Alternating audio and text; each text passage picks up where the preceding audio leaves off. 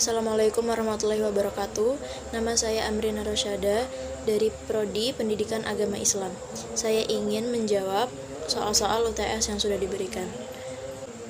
Nomor 1, berpikir filsafat itu sama halnya berfilsafat. Namun tidak semua orang berpikir itu berfilsafat. Ada ciri-ciri berpikir filsafat, yaitu salah satunya adalah metodis.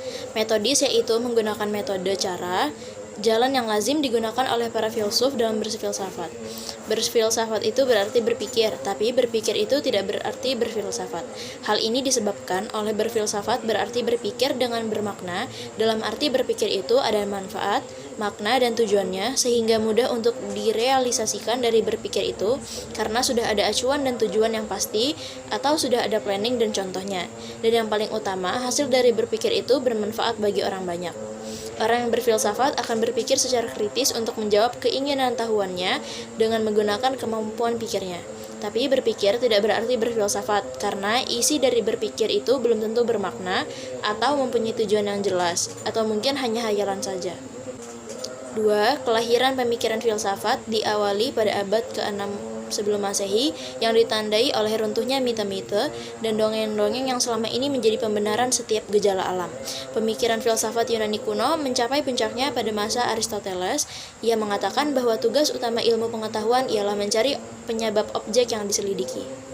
Nomor 3, filsafat adalah kajian masalah mendasar dan umum tentang persoalan seperti eksistensi, pengetahuan, nilai akal, pikiran, dan bahasa.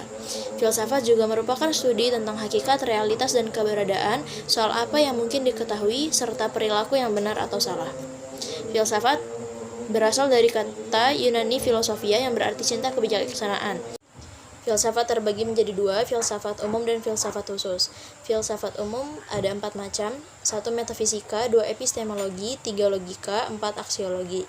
Metafisika mempunyai 4 macam: 1 ontologi, 2 kosmologi, 3 humanologi, 4 teologi. Ontologi adalah hakikat kenyataan secara keseluruhan. Kosmologi adalah kenyataan tentang alam atau kosmos. Humanologi adalah kenyataan tentang manusia. Teologi adalah kenyataan tentang Tuhan. Cabang kedua ada epistemologi, yaitu hakikat mengetahui kenyataan. Yang ketiga ada logika, yaitu hakikat menyusun kesimpulan pengetahuan tentang kenyataan. Logika terbagi menjadi 2, yaitu ada induksi dan deduksi. Kemudian cabang keempat ada aksiologi. Aksiologi adalah hakikat yang menilai keadaan. Ada 2 macam juga, 1 etika, 2 estetika. Etika adalah hakikat nilai yang berhubungan dengan baik dan jahat. Estetika adalah nilai yang berhubungan dengan indah dan buruk.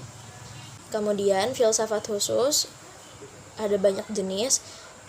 Di antaranya filsafat pendidikan, filsafat hukum, filsafat sejarah, filsafat seni, filsafat logika, filsafat ilmu, dan lain-lain. Filsafat pendidikan yaitu yang menyelidiki hakikat pelaksanaan pendidikan yang bersangkut paut dengan tujuan, latar belakang, cara, dan hasilnya, serta hakikat ilmu pendidikan yang bersangkut paut dengan analisis kritis terhadap struktur dan kegunaannya. 2 filsafat hukum yaitu yang menyelidiki hukum sebagai suatu bentuk yang sangat khas dari pengawasan sosial dalam sebuah masyarakat yang terorganisasi berdasarkan politik yang dianut, atau bagaimana masyarakat tersebut mempertahankannya. Kemudian filsafat sejarah adalah menyelidiki metafisika sejarah yang berkenaan dengan latar belakang, sebab-sebab, dan hukum-hukum yang mendasar, makna dan motivasi perkembangan manusia sebagai makhluk sosial dalam batas-batas kausalia psikofisik, serta logika sejarah yang berkenaan dengan pemahaman sejarah. Selanjutnya filsafat seni. Filsafat seni yaitu yang menyelidiki hakikat nilai-nilai estetis, yaitu nilai-nilai keindahan yang terkandung dalam alam dan karya seni dalam segala bentuk dan maknanya. Selanjutnya ada filsafat logika, filsafat ilmu.